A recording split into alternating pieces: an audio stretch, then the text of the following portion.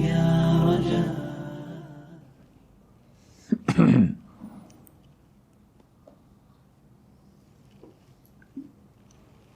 जी page number 30 आयत number 204 से पढ़ेंगे इंशाअल्लाह। अर्हमुकल्लाह।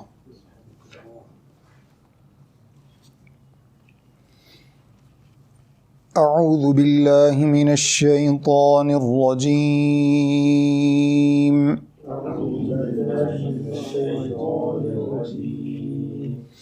बिस्मिल्लाहिर रहमानिर रहीम।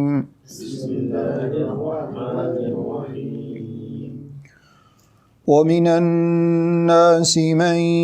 युअजिबुक क़ौलुहु फ़िल हयातिद दुनिया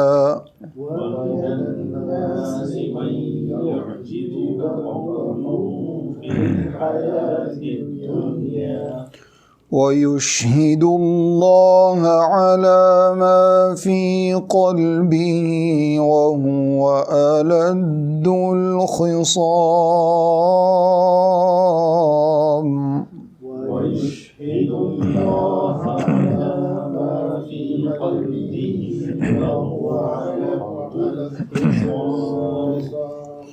वइज़ा तवल्ला सअा फ़िल अर्ज़ि लियुफ़्सिद फ़ीहा वयुहलिकल हर्थ वन्नस्ल।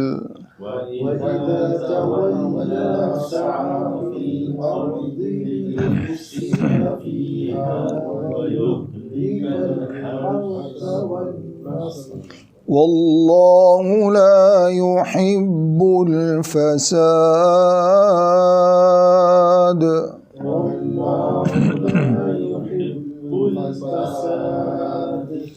वइज़ा क़ील लहु इत्तक़िल्लाह अख़ज़तहुल इज़्ज़तु बिल इस्म।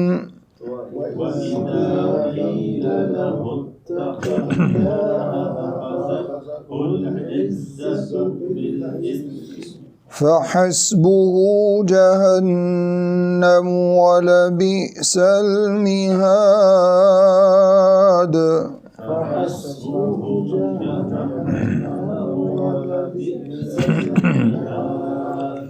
वमिनन नासि मन यश्री नफ्सहु इब्तिग़ाअ मर्ज़ातिल्लाह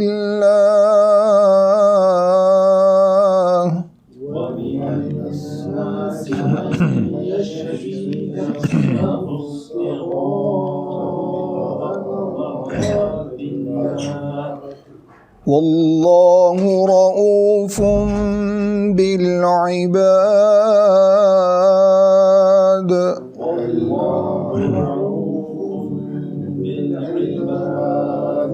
या अय्युहल्लज़ीना आमनु उदख़ुलू फ़िस्सिल्मि काफ़्फ़ा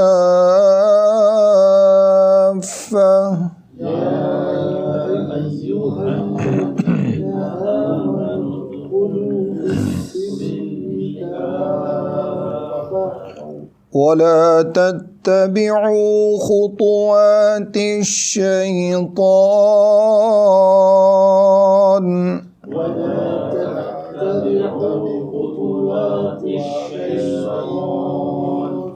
इन्नहु लकुम अदुव्वुम मुबीन।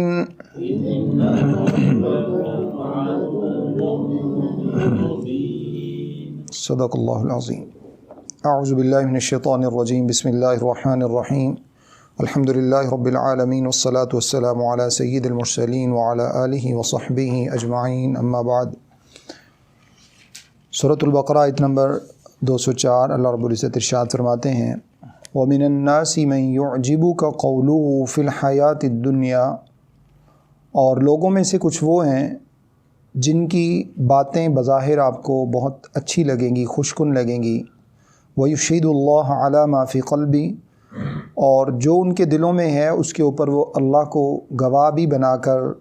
اپنی باتوں کا یقین آپ کو دلانے کی کوشش کریں گے۔ وَهُوَ أَلَدُّ الْخِصَامِ، اور حالانکہ وہ شخص بہت ہی سخت قسم کا جھگڑالو ہے۔ وَإِذَا تَوَلَّى سَعَىٰ فِي الْأَرْضِ، اور جب وہ پھر جاتا ہے،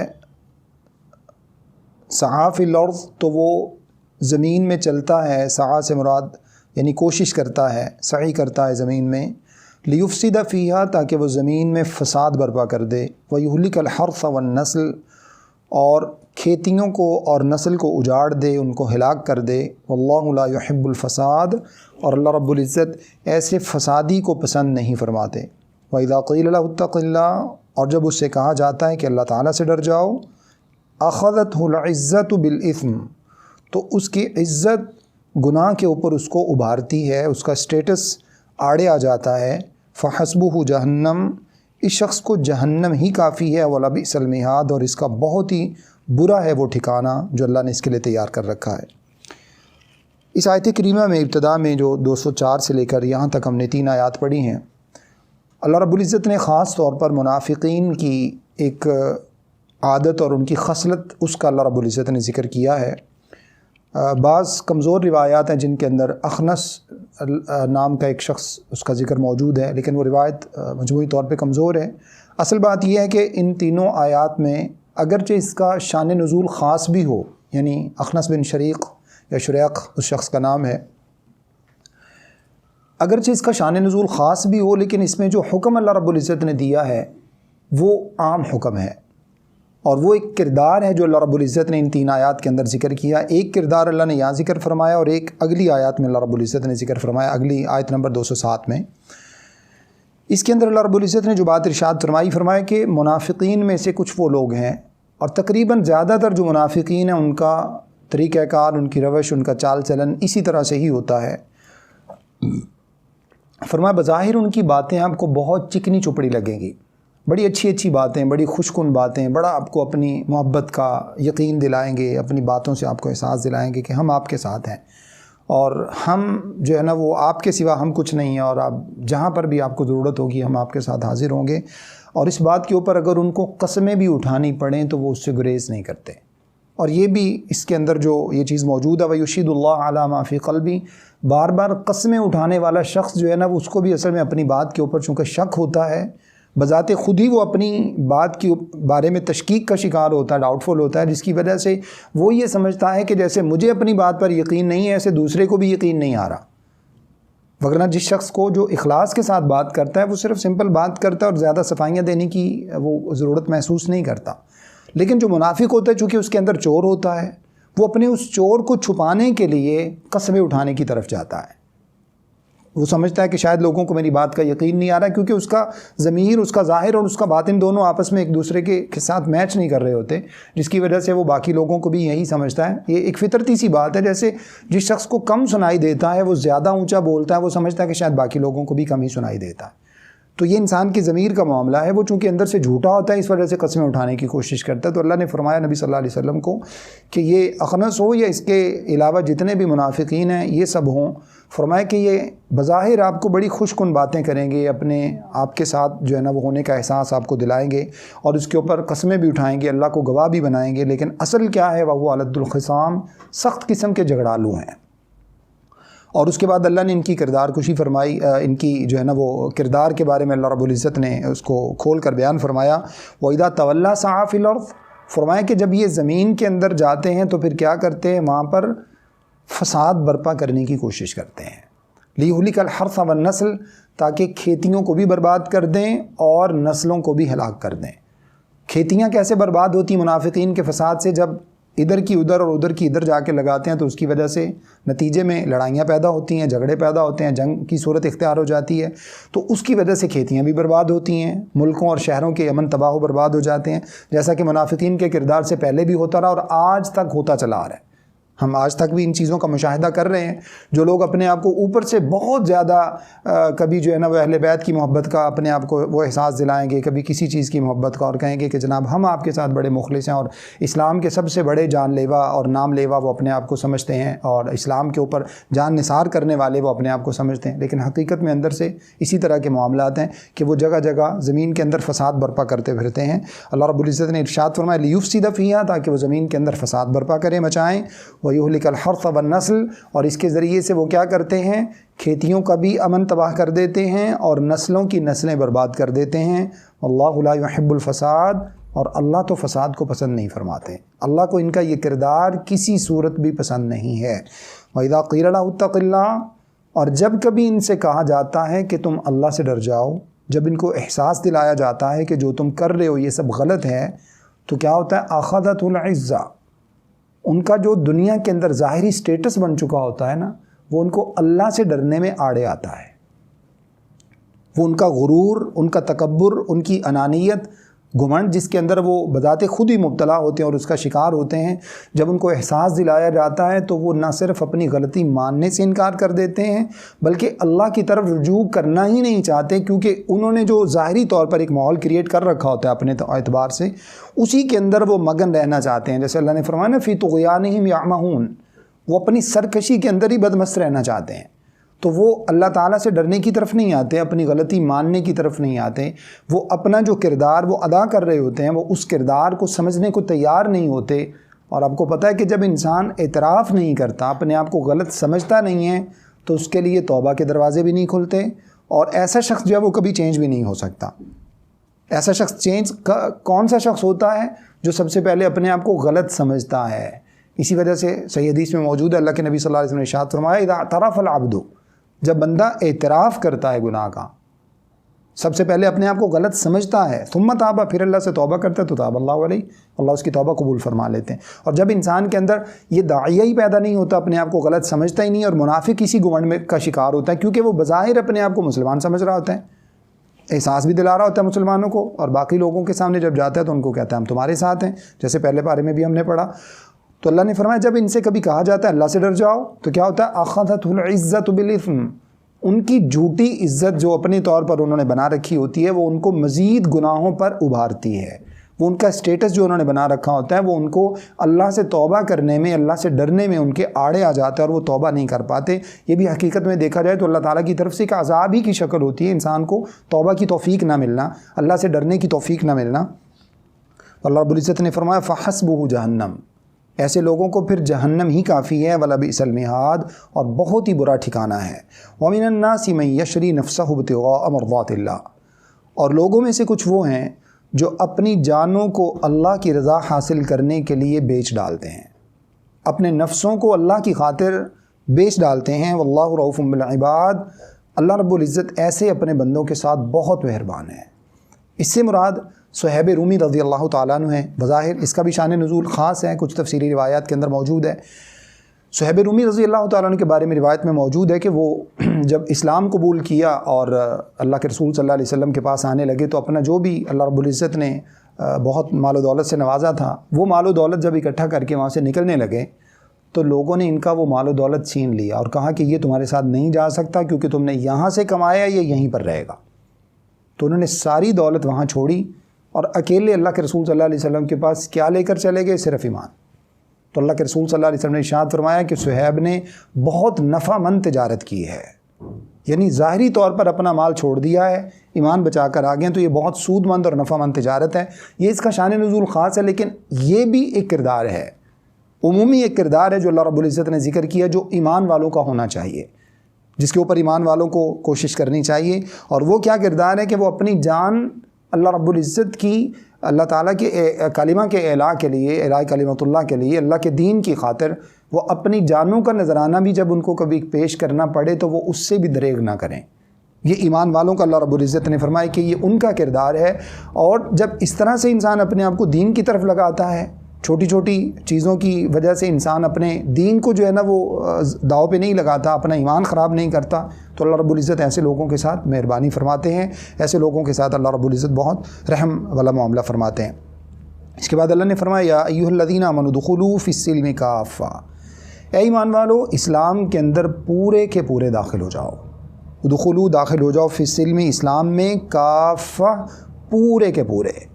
ولا تتبعوا خطوات الشیطان اور اسلام میں داخل ہونے کے بعد بھی شیطان کے قدموں کی پیروی مت کرو، انہ لکم عدو مبین یقیناً وہ تو تمہارا کھلم کھلا دشمن ہے۔ یہاں اللہ رب العزت نے تمام ایمان والوں کو دیکھیں، ایمان والوں کو اللہ رب العزت نے اسلام میں داخل ہونے کی دعوت دی ہے۔ یہاں سے سب سے پہلے ہم اپنے آپ کو سمجھے، جو ہم اپنے آپ کو مسلمان سمجھتے ہیں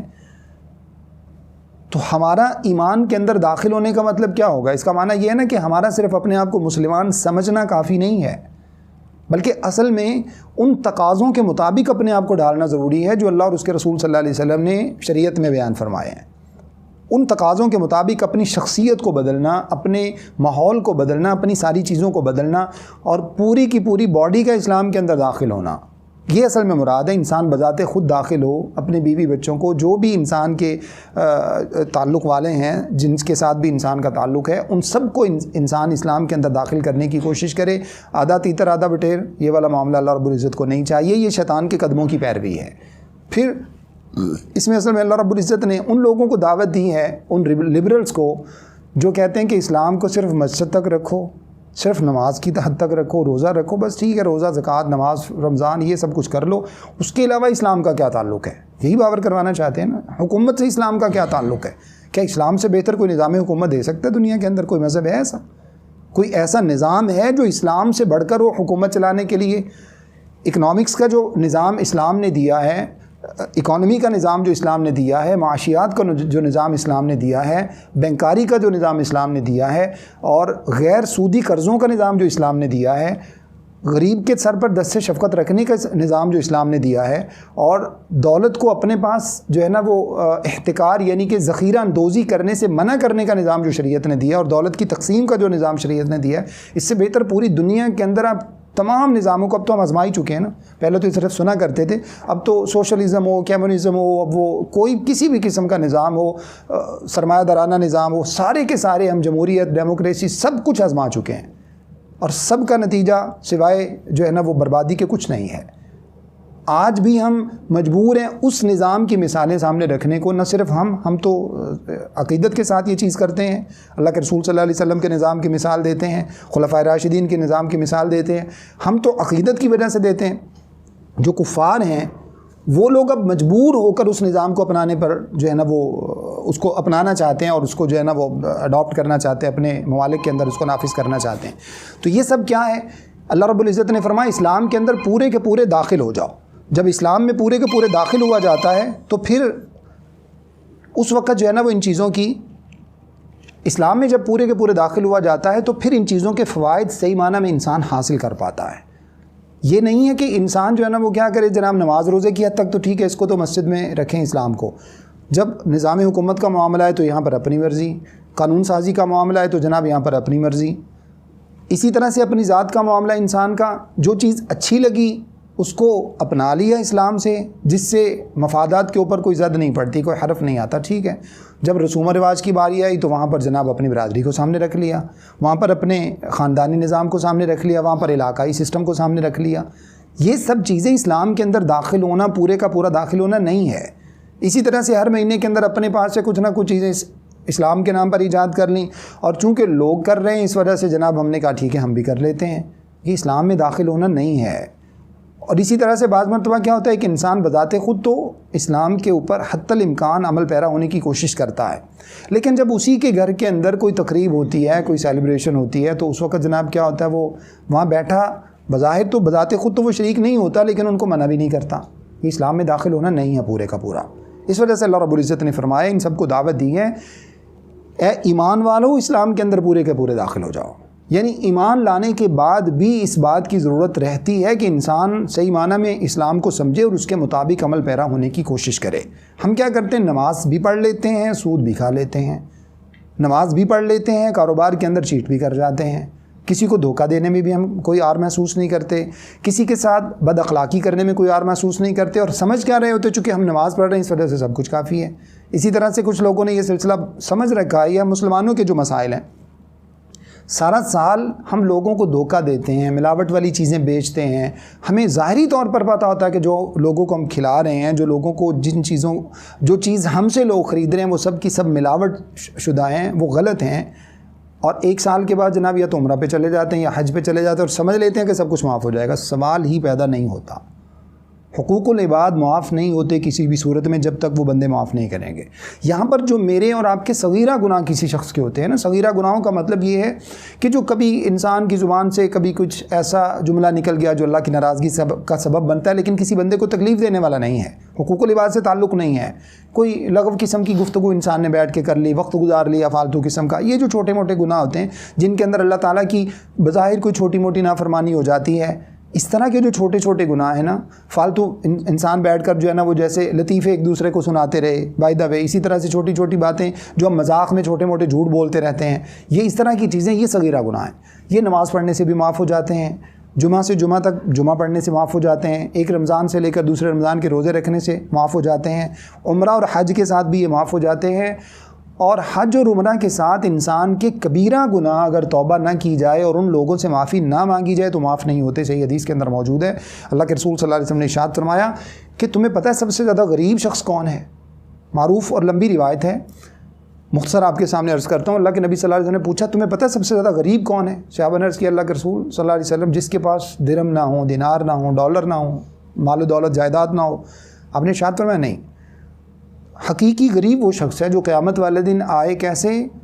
یأتی بصلاۃ و زکوٰۃ و صدقۃ، فرمایا نماز لے کر آئے، روزے لے کر آئے، زکوٰۃ لے کر آئے، حج عمرے لے کر آئے، یہ سب کچھ ساری نیکیاں اس کے کھاتے میں موجود ہوں گی، لیکن اس کے ساتھ کیا ہوگا؟ وَيَأْتِي قَدْ شَتَمَ هَذَا، ایک بندے کو گالی دی ہوگی، وَأَكَلَ مَالَ هَذَا، دوسرے کا مال کھایا ہوگا، وَسَفَكَ دَمَ هَذَا، ایک بندے کا خون بہایا ہوگا، ایک کو قتل کیا ہوگا، کسی کی غیبت اور چغلی کی ہوگی۔ اللہ کے رسول صلی اللہ علیہ وسلم نے ارشاد فرمایا اب کیا ہوگا؟ اس کی جتنی بھی نیکیاں ہوں گی، اس کی نمازیں، اس کے روزے، اس کے حج، اس کی زکوٰۃ، اس کا جو کچھ بھی ہے وہ سب فرمایا کہ ان حقوق والوں کو دے دیا جائے گا۔ اب فرمایا فَإِنْ فَنِيَتْ حَسَنَاتُ، اس کی نیکیاں ختم ہو جاتی ہیں اور حقوق لینے والے ابھی بھی باقی ہیں، کیونکہ جو ظلم کرنا شروع کرتا ہے پھر اس کی انتہا تو کوئی نہیں ہوتی نا، وہ تو کرتا ہی چلا جاتا ہے، وہ تو لمبی لائنیں لگ جاتی ہیں اس شخص کے پیچھے جن کے اوپر اس نے مظالم ڈھائے ہوتے ہیں۔ اللہ کے رسول صلی اللہ علیہ وسلم نے ارشاد فرمایا فَإِنْ فَنِيَتْ حَسَنَاتُ، اب نمازیں بھی ختم، روزے بھی ختم، زکوٰۃ بھی ختم، حج بھی ختم، صدقہ خیرات بھی ختم، سب کچھ اس کا ختم ہو گیا، حقوق لینے والے ابھی باقی ہیں۔ فرمایا اب کیا ہوگا؟ ان کے گناہ اٹھائے جائیں گے، طُرِحَ فَطُرِحَ عَلَيْهِ، شخص کے اوپر ڈالے جائیں گے، ثُمَّ طُرِحَ فِي النَّارِ، پھر اس کو جہنم کی آگ میں پھینک دیا جائے گا۔ کس کو؟ نمازی کو، روزہ دار کو، زکوٰۃ دینے والے کو، حج کرنے والے کو، عمرہ کرنے والے کو، لوگوں کے حقوق کی وجہ سے۔ اسلام صرف عبادات کا نام نہیں ہے، اسلام صرف عقائد کا نام نہیں ہے، اسلام ایک جامع نظام حیات ہے جس کے اندر عقائد، جس کے اندر عبادات، جس کے اندر معاملات، جس کے اندر کاروبار، جس کے اندر لین دین، یہ تمام چیزیں شامل ہیں۔ جب تک انسان اپنے آپ کو ہر چیز میں کلیئر نہیں کرتا اس وقت تک انسان کا اسلام میں داخل ہونا نہیں ہے۔ یہ چیز اللہ رب العزت نے یہاں پر ارشاد فرمائی ہے کہ اسلام میں پورے کے پورے داخل ہو جاؤ، کیونکہ یہ بیچ میں شیطانی راہیں ہیں۔ جو شیطان کیا کرتا ہے؟ نماز پڑھنے کے بعد ہم سے کوئی ایسا گناہ سرزد کروا دیتا ہے، بد اخلاقی کروا دیتا ہے، جس کی وجہ سے وہ نماز انسان کی ہو گئی۔ وہ ہم سے جو ہے ہمسائے کے ساتھ برا سلوک کروا دیتا ہے، جس کی وجہ سے وہ ہماری جو کی ہوئی نیکی ہوتی ہے وہ ضائع ہو جاتی ہیں۔ تو اللہ نے فرمایا یہ شیطان کے قدموں کی پیروی ہے، اس سے بچو، انہ لکم عدو مبین۔ وہ تو چاہتا ہی نہیں ہے کہ تم نیکی کرو، اور اگر کر لیتے ہو تو وہ کسی نہ کسی طرح سے ضائع کروا دیتا ہے۔ فَإِن زَلَلْتُم مِّن بَعْدِ مَا جَاءَتْكُمُ الْبَيِّنَاتُ، اور اللہ فرماتے ہیں آیت نمبر 209 میں، اور اگر تم اس کے بعد بھی ڈگمگا گئے، کس کے بعد؟ من بعد ما جاءتکم البینات، تمہارے پاس شریعت کے جو واضح دلائل آ چکے ہیں ان کے بعد بھی تم ڈگمگا گئے، فاعلموا ان اللہ عزیز حکیم، تو جان رکھو اللہ رب العزت غالب اور حکمت والے ہیں، اللہ کا کچھ نہیں بگاڑ سکتے۔ اگر تم ہدایت بینات آنے کے باوجود شریعت کے دلائل تم تک پہنچ گئے، قرآن و حدیث کی روشنی تم تک پہنچ گئی اور تم نے اس سے فائدہ نہیں اٹھایا، وہی والا کردار تم نے ادا کیا جو منافقین نے کیا تھا، بظاہر روشنی میں ہونے کے باوجود اللہ رب العزت ان کی روشنی لے گیا۔ فرمایا کہ اگر تم نے بھی ایسا ہی کیا اور ان دلائل سے، ان براہین سے، ان بینات سے تم نے کوئی فائدہ نہ اٹھایا تو اللہ رب العزت فرماتے ہیں اللہ کا کچھ نہیں بگاڑو گے، ہم نے تو تم تک روشنی پہنچا دی تھی، اب تم نے فائدہ نہیں اٹھایا تو اللہ کو کچھ نہیں بگاڑ سکتے، اللہ تو غلبے والے حکمت والے ہیں۔ هل ينظرون الا ان ياتيهم، کا مطلب یہ ہے کہ فائدہ کس کا؟ فعلموا، فعلموا کا معنی جان لیجئے، علم ہے نا،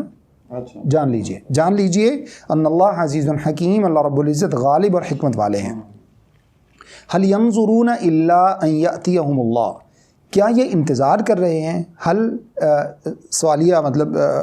کویسچن سائن ہے، هل ينظرون، کیا یہ انتظار کر رہے ہیں، الا ان يأتيهم اللہ، مگر اس چیز کا کہ اللہ رب العزت بذات خود آ جائیں، فی ظلل، سایوں میں، ظلل سائے کو کہا جاتا ہے، سائے میں، سائبانوں میں آ جائیں اللہ تعالیٰ، کس کے سایوں میں؟ من الغمامی، بادلوں کے سائے میں اللہ بھی آ جائیں، والملائکۃ، اللہ کے فرشتے بھی آ جائیں، وقضی الامر، اور معاملات کا فیصلہ کر دیا جائے، قصہ چکا دیا جائے، وإلی اللہ ترجع الامور، اور اللہ ہی کی طرف سارے معاملات کو لوٹنا ہے۔ یہاں پر اللہ رب العزت نے ان لوگوں کے لیے جو ایمان نہیں لاتے یا پھر ایمان لانے کے باوجود بھی اللہ رب العزت کے اوپر ان کا یقین کامل نہیں ہے، اللہ نے ان کو دعوت دی ہے، فرمایا کہ یہ لوگ کیا ابھی اس انتظار میں ہیں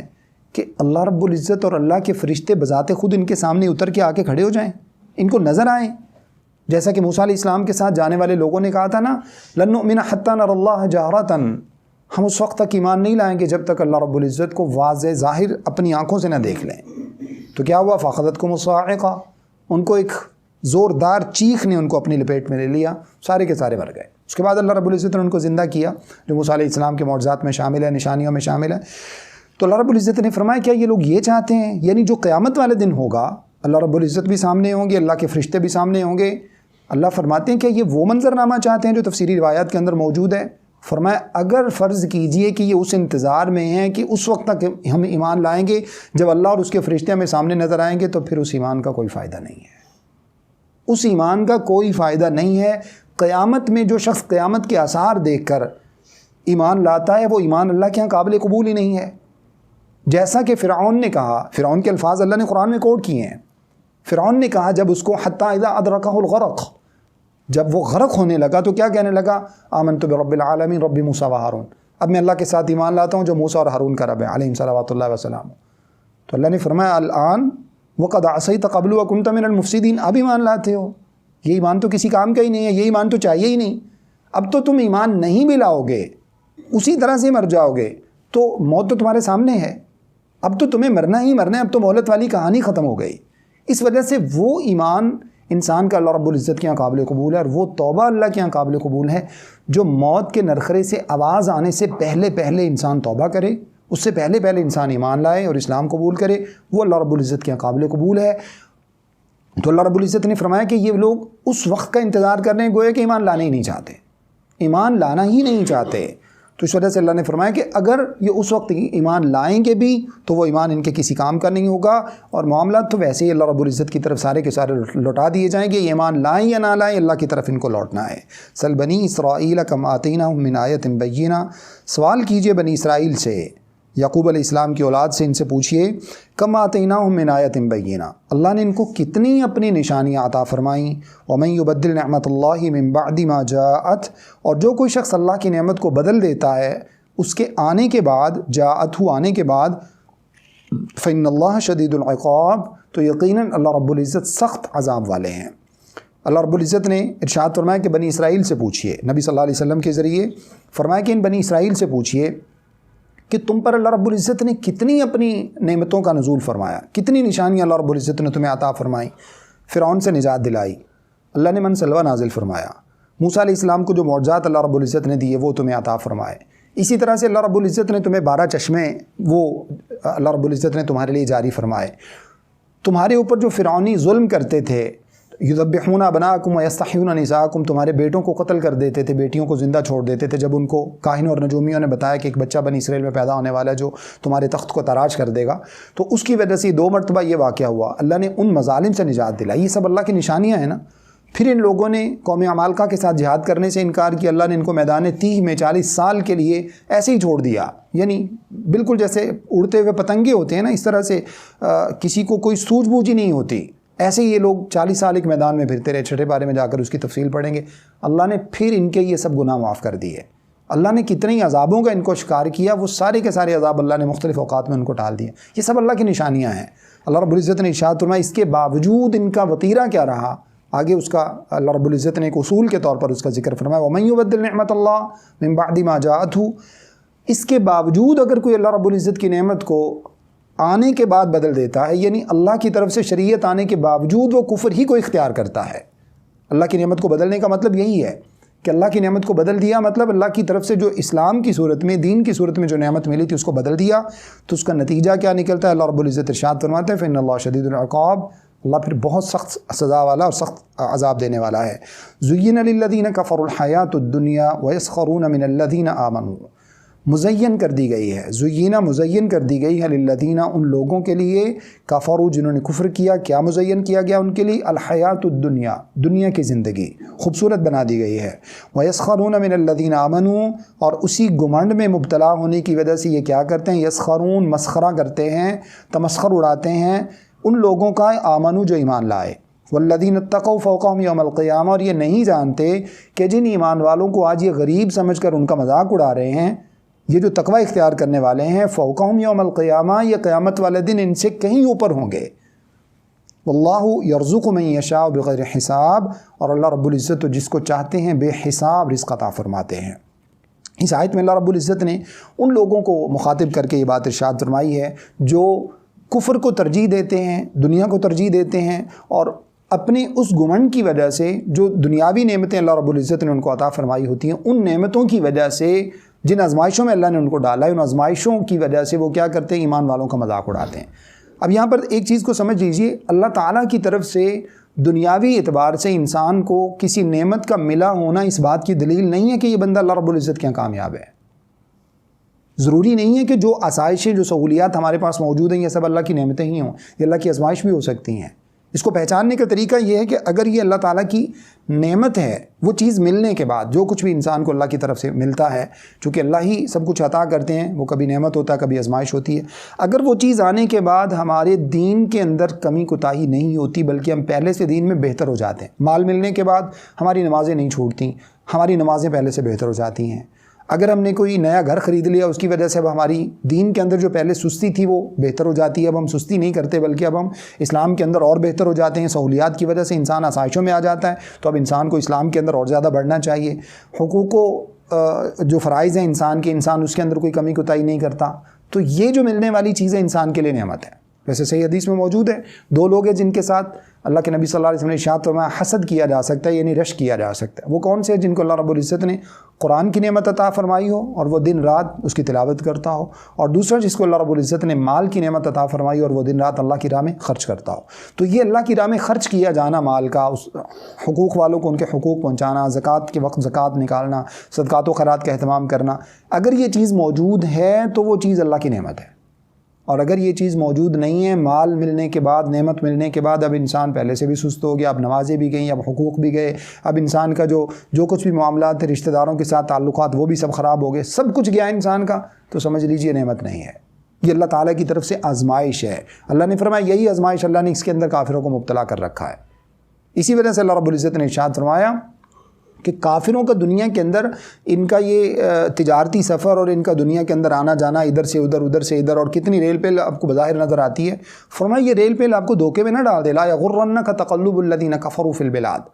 مختلف شہروں میں ان کا آنا جانا، ان کی تجارت اور ان کی ٹیکنالوجی میں ترقی اور ان کی یہ سب چیزیں، نو ڈاؤٹ کہ مسلمانوں کو اپنے اعتبار سے ہر ترقی کے اندر آگے بڑھنا چاہیے، لیکن اگر وہ ان چیزوں کے اندر بہت آگے ہیں، دنیا جہان کی جتنی بھی دولت ہے ساری مرتکز ہو کر انہی لوگوں کے پاس جو ہے نا وہ اکٹھی ہو گئی ہے اور انہی کے ہاتھ میں وہ جیسے چاہیں دنیا کو جو ہے نا وہ گھماتے رہتے ہیں دولت کے اعتبار سے، اللہ نے فرمایا یہ چیزیں آپ کو پریشان نہ کریں۔ اگر آپ کے وسائل میں آپ کے پاس کچھ نہیں رہا تو یہ چیزیں آپ کو پریشان نہ کریں۔ ہاں ایک چیز ہے جس کے اوپر آپ کو قائم رہنا ہے اور وہ اللہ کے ساتھ ایمان ہے، وہ اسلام کی جو شریعت کو اللہ رب العزت نے جو آپ کو عطا فرمائی ہے آپ اس کے اوپر کاربند رہیں، تو یہ چیز قیامت والے دن ان کے لیے وبال بن جائے گی۔ جیسے اللہ نے فرمایا دنیا کے اندر ان کے لیے یہ خوبصورتی، یہ دنیاوی آسائشیں، یہ مال و متاع، یہ سب کچھ ان کے لیے